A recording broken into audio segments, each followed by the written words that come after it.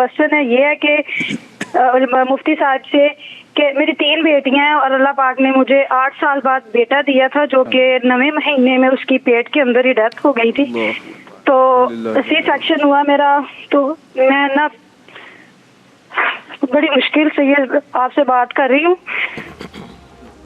जी। मेरे बच्चे की डेथ हो गई, तो एक तो मेरे लिए और मेरे खामन के लिए वो बच्चे राह निजात बनेगा हमारे लिए।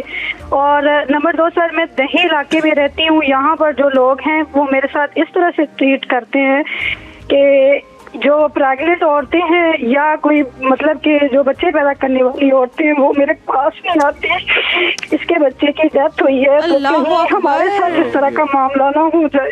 तो क्या दीनी और साइंसी लिहाज से ये बात दुरुस्त है कि अगर एक औरत का बच्चा इस तरह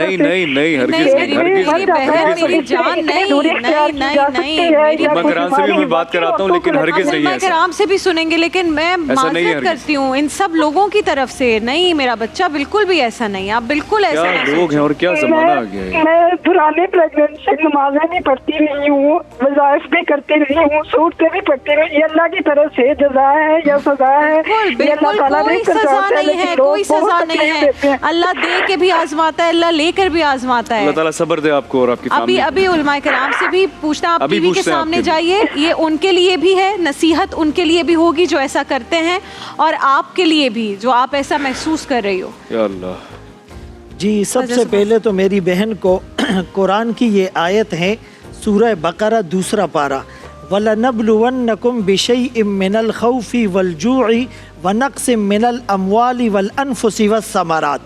अल्लाह फरमाते हैं हम ज़रूर बज़रूर तुम्हें आज़माएंगे, माल के साथ, औलाद के साथ, सेहत के साथ, फलों की कमी के साथ, जान के लेने और देने के साथ। वबश्शिरिस साबिरीन, ऐसे सब्र करने वालों के लिए खुशखबरी है कि जब उनके ऊपर मुसीबत आए तो वो कहें इन्ना लिल्लाहि व इन्ना इलैहि राजिऊन, उलाइका अलैहिम सलवातुम मिर रब्बिहिम व रहमा, उन पर अल्लाह की रहमत होगी।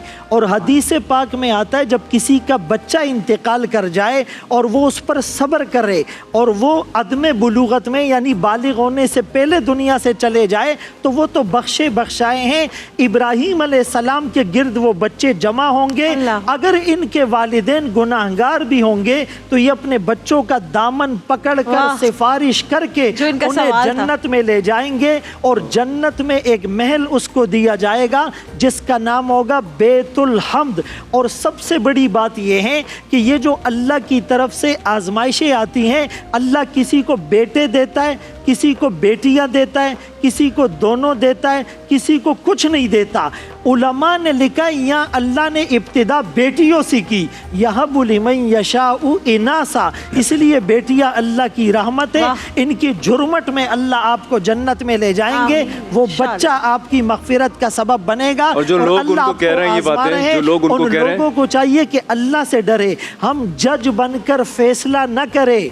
जब दूसरे की बात आती है हम जज बनकर फैसला करते हैं। हमारे यहाँ तो सबसे आसान काम दूसरे को जज करना है, दूसरा किसी नियत से कुछ कह रहा हो ना कह रहा हो, हम जज कर जाएं क्योंकि हम सबसे नेक हैं, हम सब कुछ जानते हैं। अल्लाह ताला समझ बात पर जज बनकर फैसला करते हैं, अपने मामले में वकील बनकर सफाइयाँ पेश करते हैं। हम अल्लाह से डरे और अल्लाह जो है सबके ऊपर रहम फरमाए। मैं इसमें एक चीज़ ऐड करूँ, इन खातून के लिए सबसे ज़्यादा जो बात तसल्ली देने वाली हो सकती है वो ये है कि रसूलुल्लाह सल्लल्लाहु अलैहि वसल्लम के जितनी नरीना औलाद है, मैं यही सोच रही थी उन कि तमाम का बहुत बचपन में नौज़ादगी की कैफियत में इंतकाल हुआ, और नाउज़ु बिल्लाहि मिन ज़ालिक मुनाफिकीन ने एक प्रोपेगेंडा शुरू कर दिया कि हुज़ूर अलैहिस्सलातु वस्सलाम की नस्ल मुबारक तो नाउज़ु बिल्लाह ख़त्म हो जाएगी। तो अल्लाह ताला ने तसल्ली के लिए कुरान मजीद की पूरी सूरह कौसर नाज़िल फरमा दी कि इन्ना आतैनाकल कौसर फसल्ली लिरब्बिका वनहर इन्ना शानिअका हुवल अब्तर।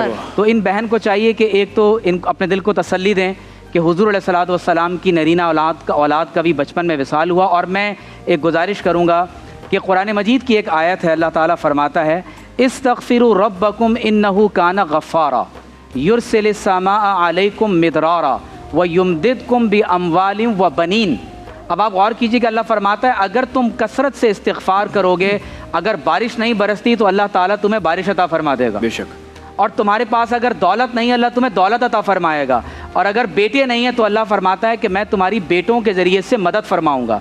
تو وہ تمام تر احباب جن کے ہاں اولاد نہیں ہے یا اگر ان کے ہاں اولاد نرینہ نہیں ہے تو وہ کثرت کے ساتھ استغفار پڑھنے کو اپنا ایک ایسا وظیفہ بنا لیں اس ارادے کے ساتھ کہ اللہ تعالیٰ اولاد نہیں تو صاحب اولاد بنا دے، بیٹا چاہیے تو اولاد نرینہ دے دے۔ اور یہ ذہن میں رکھیں کہ ہمارے نبی صلی اللہ علیہ وسلم کی 4 صاحبزادیاں ہیں، حضرت سیدہ زینب، سیدہ رقیہ، سیدہ ام کلثوم اور حضرت سیدہ فاطمہ الزہرا رضی اللہ تعالیٰ عنہ۔ اور حضور نے فرمایا کہ اے فاطمہ، میں آپ کا نکاح ایک ایسے مرد سے کرنے لگا ہوں جو اللہ کی بارگاہ میں سب سے زیادہ محبوب ترین ہستی ہے اور میرا نسب آپ سے چلے گا۔ تو یہ خاتون کے لیے تسلی کی بات ہے کہ انہیں حضور علیہ الصلوۃ والسلام کا جو غم تھا اس میں ان کو شرکت نصیب ہو گئی۔